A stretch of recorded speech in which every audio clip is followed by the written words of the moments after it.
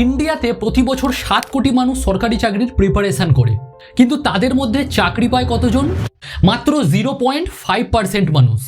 এবারে এই ভিডিওটা দেখো।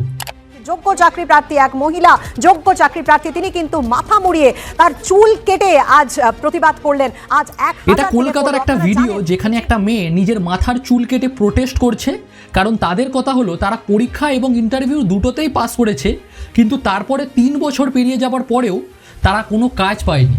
এছাড়াও এইসব স্টুডেন্ট জীবনের 3 থেকে 4 বছর এই চাকরির পিছনে লাগায়, কিন্তু তারপরেও কোনো ফল পায় না।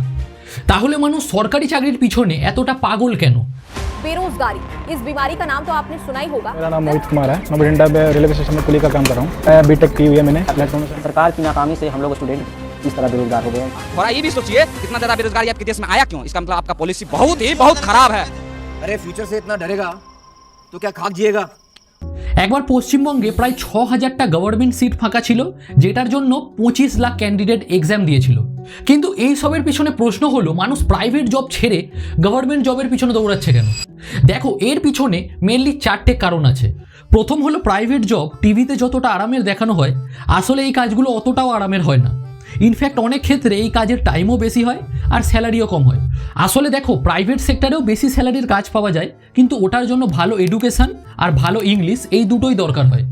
একটা রিপোর্ট অনুযায়ী যারা সরকারি চাকরির প্রিপারেশন করে তাদের মধ্যে প্রায় 60% মানুষ গ্রামের হয়, যারা অত ভালো ইংলিশ বলতে পারে না, যার কারণে তাদের ক্ষেত্রে একটা হাই স্যালারির প্রাইভেট জবের জন্য অ্যাপ্লাই করা অতটাও সহজ হয় না।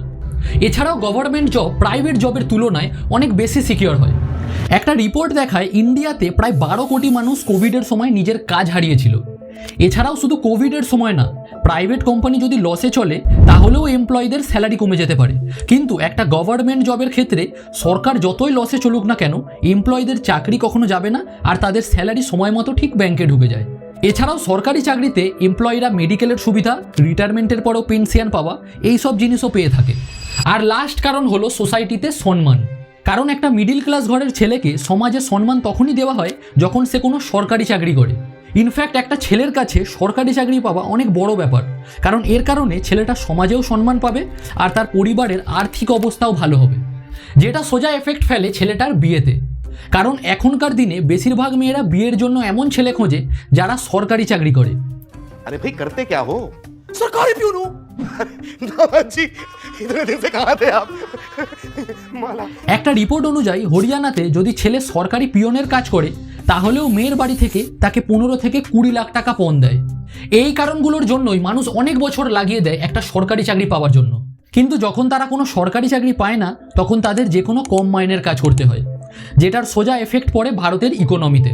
কারণ একটা মানুষ যদি ভালো কাজ না পায় তাহলে সে বেশি টাকা খরচাও করতে পারবে না, আর বেশি খরচা না করলে দেশের ইকোনমিও বাড়বে না। কারণ দেখো, একটা গভর্নমেন্ট জব যে কোনো প্রাইভেট জবের তুলনায় অনেক বেশি কমফর্টেবল, সিকিউর আর ফাইন্যান্সিয়ালি স্টেবল হয়। কিন্তু এই জিনিসগুলোর দোষ শুধুমাত্র স্টুডেন্টদের দিলে হবে না, এর জন্য সমান দায়ী সরকার। কারণ গভর্নমেন্ট এবং প্রাইভেট এই দুটো জায়গায় অনেক বেশি পরিমাণে প্লেসমেন্ট দিতে হবে আর কোয়ালিটি জব প্রোভাইড করতে হবে। ইনফ্যাক্ট প্রাইভেট জবের ক্ষেত্রে কাজের কোয়ান্টিটির সাথে কোয়ালিটিটাও ম্যাটার করে।